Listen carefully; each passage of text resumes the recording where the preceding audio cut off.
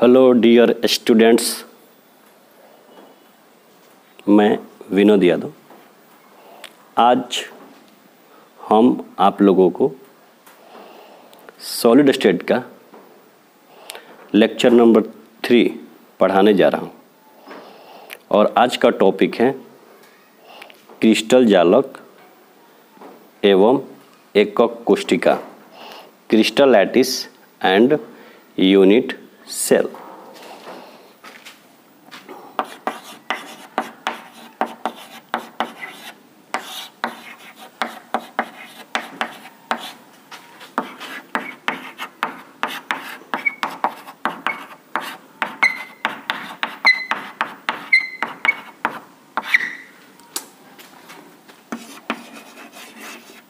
Crystal lattice and unit cells. हम लोग इस चैप्टर में क्रिस्टलीय ठोसों का ही अध्ययन करेंगे। लेक्चर नंबर 1 का जो वीडियो है उसमें क्रिस्टलीय ठोस के बारे में आपको बताए हैं। आपको बताए होंगे कि क्रिस्टलीय ठोस में अवयवी कण नियमित क्रम में व्यवस्थित होते हैं, ठीक है। लेकिन जब वो नियमित क्रम में व्यवस्थित होते हैं तब 3 डायमेंशनल स्ट्रक्चर जनरेट करते हैं। उस 3 डायमेंशनल स्ट्रक्चर को हम लोग क्रिस्टल जालक कहते हैं। जैसे ये देखिए, इस पूरा को आप क्यूब को क्रिस्टल जालक बोल सकते हैं और इसका जो सबसे छोटा भाग वो भी क्यूब है, इसको आप एकक कोष्ठिका बोल सकते हैं, यूनिट सेल बोल सकते हैं, ठीक है। और देखिए ध्यान से, इस यूनिट सेल को जब अलग अलग दिशाओं में बार बार जोड़ा जा रहा है तो ये पूरा क्रिस्टल जालक का निर्माण हो जा रहा है, ठीक है। या अगर सिंपल आपको हम बताएं तो जो फल विक्रेता हैं उसके दुकान पर जाकर देखिए, वो सेव को, जैसे सेव का अगर फल विक्रेता है तो वो सेव को नियमित क्रम में व्यवस्थित करता है, ठीक। उसके बाद जैसे एक सेव का रो लगा देता है, फिर सेव का रो लगाने के बाद 2 सेवों के बीच जो खाली स्थान होता है उस खाली स्थान में अगला सेव का रो व्यवस्थित करता है। फिर इसी प्रकार बहुत सारे रो के ऊपर रो फिर व्यवस्थित कर देता है। अगर सोचिएगा तो आपको लगेगा कि इसमें वो हेक्सागोनल क्लोज पैकिंग उसमें है, तो षष्ठकोणीय रूप से वो व्यवस्थित किया है। तो आइए आपको डायग्राम के आधार पर बताते हैं किसे आप बोलिएगा क्रिस्टल जालक और किसे आप बोलिएगा एकक कोष्ठिका। हम अवयवी कण को गोला मान लेंगे, ठीक है। इसके बाद एक गोला को दूसरे गोला के साथ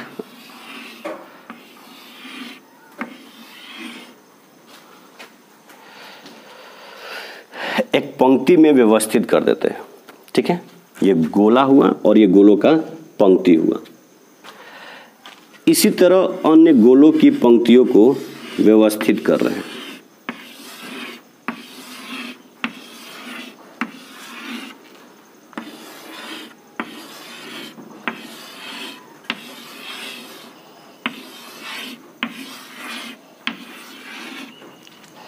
देखिए, ये गोला और ये गोलों की पंक्ति, पंक्ति के ऊपर पंक्ति, पंक्ति के ऊपर पंक्ति जब हम लोग व्यवस्थित कर रहे हैं तो अब इसको हम लोग मान ले रहे हैं परत। इसको आप लोग मान लीजिए कि ये क्या है, परत है, जिसमें 3 गोलों की पंक्तियों को हम दिखाएं, ठीक है। ये 2D में है। अब ये परत है, इसको आपको परत मानना है। इस परत के नीचे दूसरा परत हम रख रहे हैं, ठीक है। थोड़ा सा आप लोग सोचिए, तो जो दूसरा परत के गोला है उसको व्यवस्थित करने का हम एक तरीका बता रहे हैं कि ये आपका जो हम दिखा रहे हैं अर्धगोला, यह अर्धगोला इस गोला के नीचे है। इसके ऊपर जब हम दूसरा अर्धगोला दिखा रहे हैं तो ये अर्धगोला भी इस गोला के नीचे है। वास्तव में ये इसके नीचे पूरा गोला है, लेकिन हम इसको अर्धगोला के रूप में दिखा रहे हैं। इसके नीचे भी पूरा गोला है, लेकिन समझने के लिए हम इसको अर्धगोला दिखा रहे हैं। इसी प्रकार हम गोलों को, नीचे की परतों के गोलों को व्यवस्थित कर रहे हैं। ठीक है, तो मान लीजिए ये आपका पहला परत है, इसके नीचे ये आपका दूसरा परत, और इसके नीचे ये तीसरे परत के गोले हैं। ठीक है, तो एक बात बताइए, जो ये गोला है ना, जिसको हम अर्धगोला दिखाए हैं, आप चाहें तो डॉटेड लाइंस करके इसको पूरा गोला दिखा सकते हैं। ठीक है, लेकिन एक और बात समझिएगा, अगर ये गोला इसके नीचे है तो ठीक इसका जो रो है, इसके ठीक नीचे एक दूसरा रो होगा गोला का, इसके नीचे दूसरा गोलों का रो होगा। उस गोला को भी हम यहां फिगर से दर्शा दे रहे हैं। इस गोला का केंद्र ये होगा, अब इसको हम मिटा दे रहे हैं। जरा बताइए, ये अर्धगोला है तो इस गोला का केंद्र ये होगा, इस गोला केंद्र ये होगा, जो इसके नीचे जो रो का गोला है उसका केंद्र ये होगा। अगर इन गोलों के केंद्रों को अगर हम मिलाएंगे तो एक वर्ग बनेगा। तो यह नीचे के परतों का चार गोला का केंद्र जब हम मिलाएं तो एक वर्ग बना। बताइए कि जो ये गोला है ये ठीक इस गोला के ऊपर है, तो इसका केंद्र ले रहे हैं हम। ये जो गोला है ठीक इस गोला के ऊपर है, इसका हम केंद्र ले रहे हैं। जरा बताइए, इसी तरह इस गोला जो यहाँ केंद्र हम लिए थे, इस गोला के ऊपर ये गोला है, और यहां पर जो गोला था उस गोला के ठीक ऊपर यह गोला था। इन चार गोलों के केंद्रों को हम ले लिए। इन चारों गोलों के केंद्रों को मिलाए तो ऊपर भी वर्ग बनेगा। तो ऊपर चार गोला था, उनके केंद्र को मिलाएं तो वर्ग।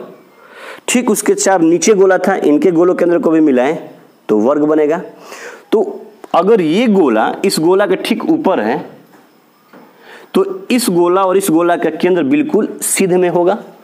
तो अगर इन गोलों के केंद्रों को अगर हम मिलाएं तो एक क्यूब बनेगा जो 3 डायमेंशन में होता है। तो बताइए, इसमें एक ही क्यूब बनेगा, इसमें तो बहुत सारा ना क्यूब बन जाएगा। तो इस तरह से जो 3 डायमेंशनल अरेंजमेंट होता है गोलों का, इसी को हम लोग क्रिस्टल जालक बोलते हैं। अगर हमसे कोई पूछे कि क्रिस्टल जालक का परिभाषा क्या होगा, तो बोलेंगे एक क्रिस्टलीय ठोस के अवयवी कणों की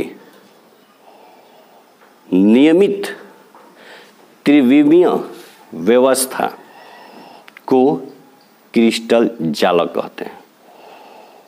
ठीक है, ये जो आपको अवयवी कणों की नियमित त्रिविमीय व्यवस्था है, इसी को हम लोग क्रिस्टल जालक कहते हैं। अब हम लोग दूसरा फिगर ड्रॉ करते हैं। ठीक है, समझने के लिए आप एक वर्ग बनाइएगा।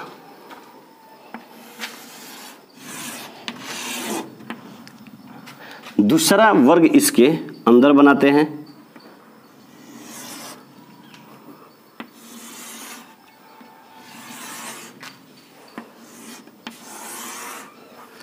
तीसरा वर्ग इसके अंदर बनाते हैं।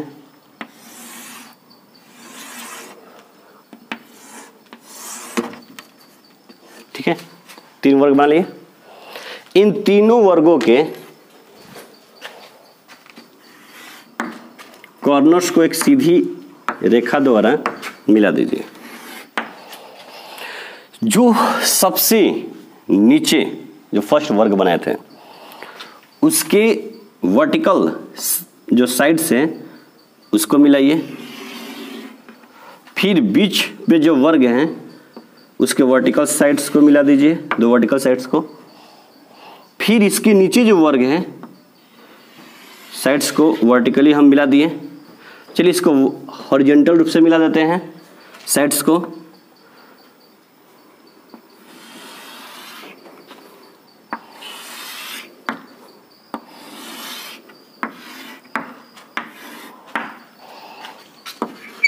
प्रत्येक कोना पर अवयवी कण यानी परमाणु, अणु या आयन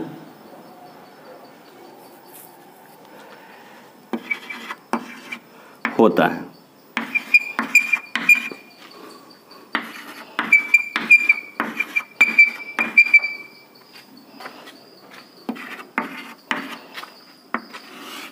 इन्हें भी आप मिला दीजिए।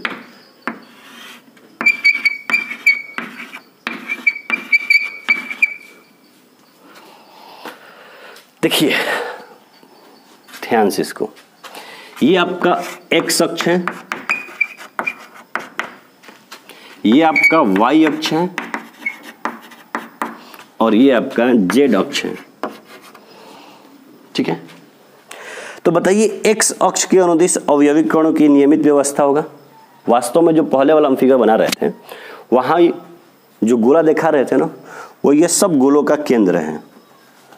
ठीक है, सब गोलक केंद्र को हम एक सीधी रेखा द्वारा मिला दिए हैं। आप चाहें तो पूरे बड़े बड़े गोला भी दिखा सकते हैं। तो बताइए एक्स अक्ष के अनुदिश भी अवयवी कण है, वाई अक्ष के अनुदिश भी अवयवी कण है, जेड अक्ष के अनुदिश भी अवयवी कण है। इसी त्रिविमीय व्यवस्था को क्रिस्टल जालक कहते हैं। ठीक है, यानी क्रिस्टलीय ठोस के अवयवी कणों की नियमित त्रिविमीय व्यवस्था को क्रिस्टल जालक कहते हैं। अब हम लोग इसकी विशेषता जान लेते हैं। जो ये क्रिस्टल जालक का प्रत्येक बिंदु को हम लोग क्या कहते हैं, सुन लीजिए, जालक बिंदु, या आप इसको बोलते हैं, अच्छा इसको इंग्लिश में क्या बोलते हैं, लैटिस पॉइंट, ये बोलते हैं लैटिस साइट। देखिए प्रत्येक जालक बिंदु एक अवयवी कण को निरूपित करता है। मतलब यहां परमाणु हो सकता है या अणु हो सकता है या आयन हो सकता है। ठीक है, मतलब दूसरा ये क्या हो सकता है, जालक बिंदु ये किसको प्रदर्शित करता है, अवयवी कण को निरूपित करता है।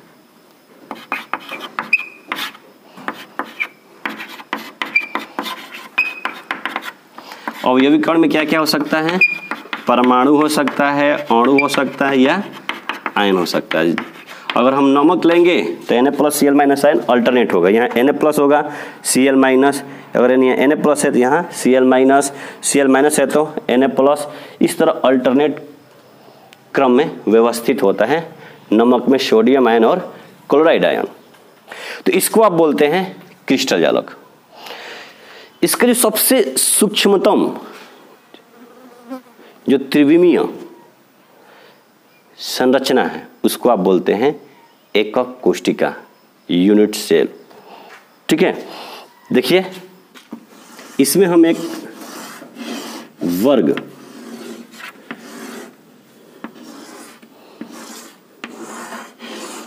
को ड्रॉ कर दिए।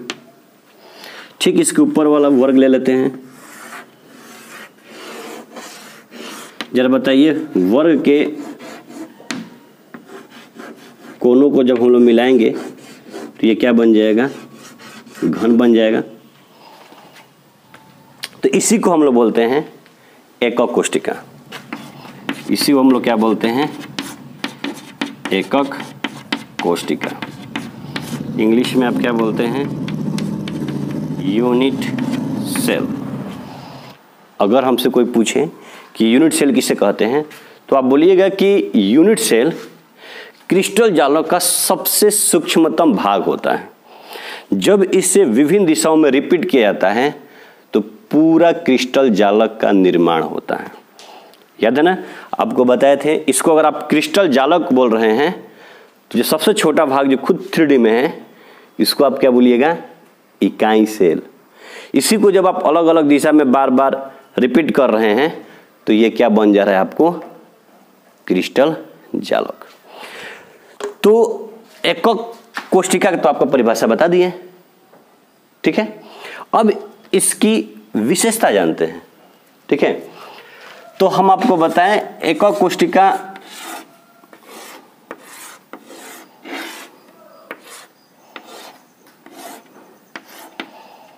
ठीक है,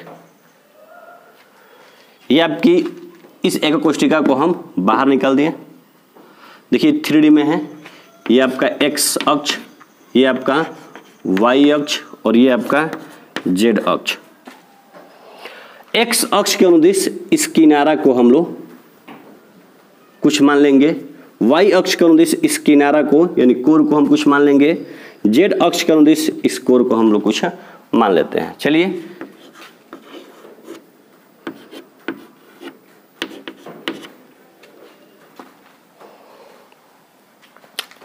ABC कोर की लंबाई मान लिए,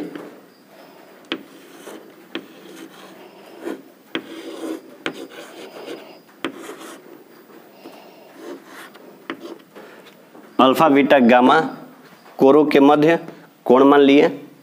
तो बताइए कितने ऐसे इसके प्राचल है, मतलब मापने योग्य गुण हैं। तो 6 हैं, 3 कोर की लंबाई है और 3 कोण हैं। कोर की लंबाई ABC, कोण कौन सा है, अल्फा बीटा गामा। तो एकक कोशिका के प्राचल कोई पूछे कितने होते हैं तो आप बोल सकते हैं 6। प्राचल मतलब मापने योग्य गुण,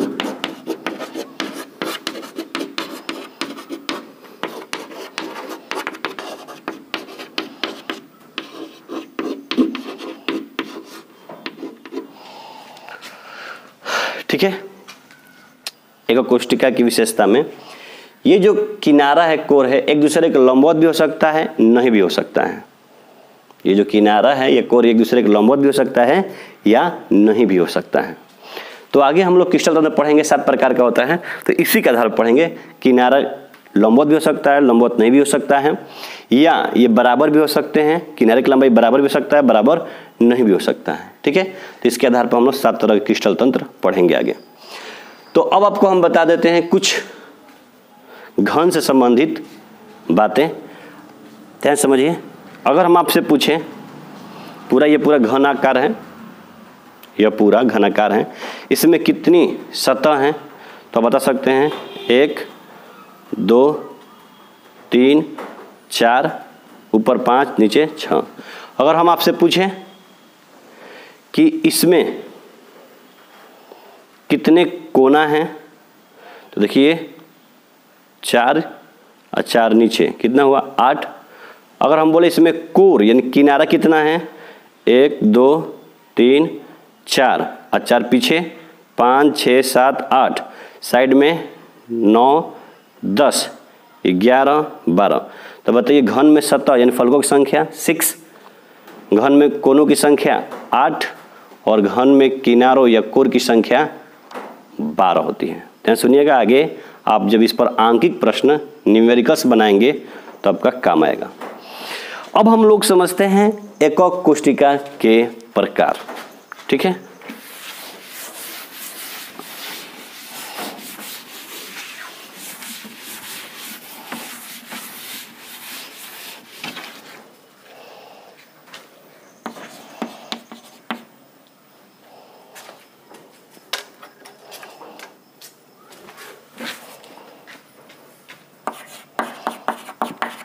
एकक कोशिका का प्रकार।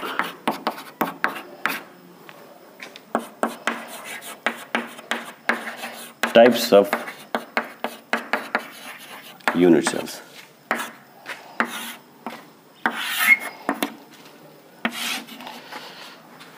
एकक कोशिका में अवयवी कणों की व्यवस्था के आधार पर एकक कोशिका 2 प्रकार की होती है,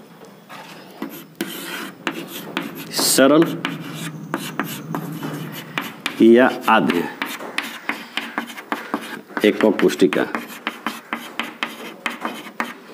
दूसरा केंद्रित एकक कोशिका।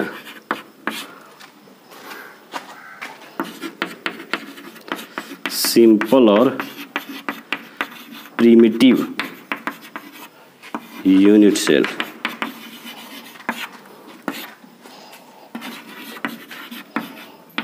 Centred unit cell. एकक कोशिका कितने प्रकार की होती हैं? 2 प्रकार की। किसके आधार पर? तो एकक कोशिका में अवयवी कणों की व्यवस्था के आधार पर। यहां लिख देते हैं अवयवी कणों की व्यवस्था के आधार पर।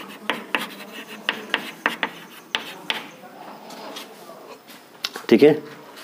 केंद्रित एकक कोशिका को पुनः 3 वर्गों में वर्गीकृत किया गया है। 1 नंबर अंतः केंद्रित एकक कोशिका।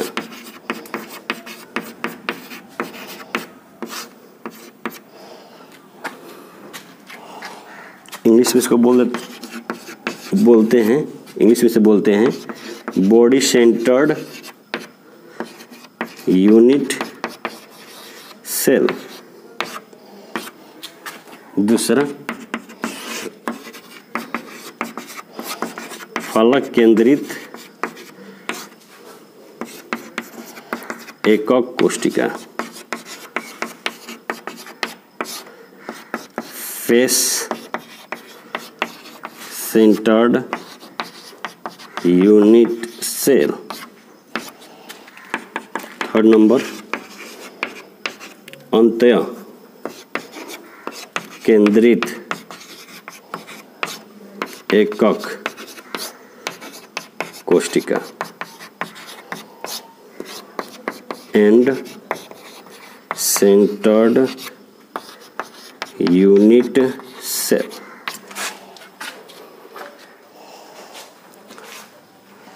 नंबर 1 पढ़ते हैं सरल या आधे एकक कोशिका, सिंपल या प्रिमिटिव यूनिट सेल। कैसे परिभाषा लिखिएगा?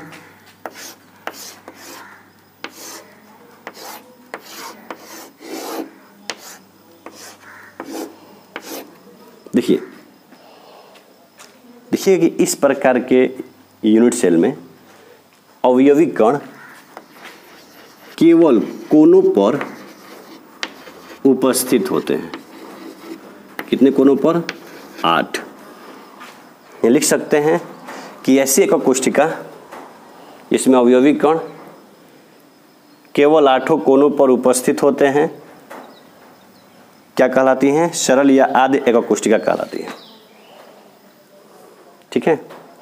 अब हम लोग पढ़ते हैं केंद्रित एकक कोशिका। केंद्रित एकक कोशिका, तो ऐसी एकक कोशिका में क्या होता है कि अवयवी कण 8 कोनों पर होते हैं और 8 कोनों के अतिरिक्त अन्य स्थितियों पर होते हैं। अन्य स्थितियों पर उपस्थित अवयवी कण के आधार पर केंद्रित एकक कोशिका को पुनः 3 वर्गों में वर्गीकृत किया गया है।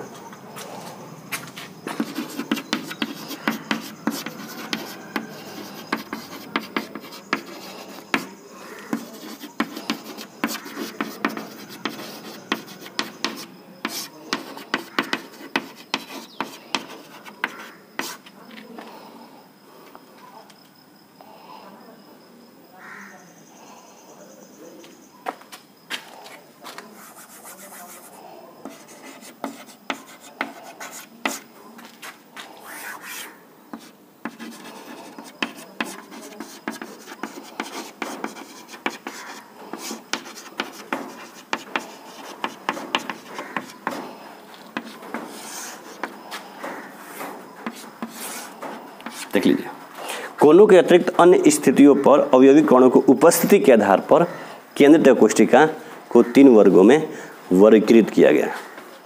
पढ़ते हैं अंतः केंद्रित एकक कोशिका के बारे में। तो देखिए हेडिंग क्या है? कोनों के अतिरिक्त, मतलब कोना पर तो अवयवी कण होगा ही, अन्य स्थान पर होगा। वो अन्य स्थान कहाँ पर होगा, इसके आधार पर इसके आधार पर केंद्रित कोष्ठिका को 3 वर्गों में बांटा गया है। तो पढ़ते हैं हम लोग 1 नंबर अंतः केंद्रित कोष्ठिका। तो लिखेंगे ऐसी एकक कोष्ठिका में अवयवी कण 8 कोनों पर उपस्थित होते हैं, इसके अलावा उसके केंद्र में उपस्थित होते हैं, उसके अंतः केंद्र पर उपस्थित होते हैं। ठीक है,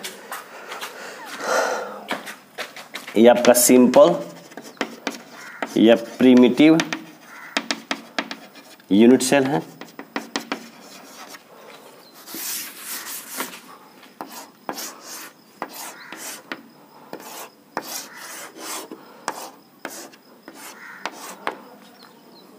इसमें अवयवी कण कहाँ होते हैं, 8 कोनों पर होते हैं, और 8 कोनों के अलावा कहाँ होते हैं, केंद्र में होते हैं। तो इसको हम लोग बोलते हैं बॉडी सेंटर्ड यूनिट सेल। ठीक है, चलिए अब पढ़ते हैं फलक केंद्रित एक कोष्ठिका। ऐसी कोष्ठिका में क्या होता है कि अवयवी कण 8 कोनों पर तो पाया जाता है, 8 कोनों के अलावा घन के या 8 कोनों के अलावा एकक कोष्ठिका के सभी फलकों या सतहों के केंद्र पर उपस्थित होता है। कुछ देर पहले बताया था ना आपको, घन में कितने फलक या सतह होते हैं, तो आप जानते हैं 6। तो 8 कोनों पर अवयवी कण होंगे, और 8 कोनों के अलावा कहाँ पर होंगे, घन के सभी 6 फलकों पर, एक नीचे और एक ऊपर। तो इसको बोलते हैं हम लोग फेस सेंटर्ड यूनिट सेल। ठीक है, अब हम लोग पढ़ लेते हैं एंड सेंटर्ड यूनिट सेल के बारे में।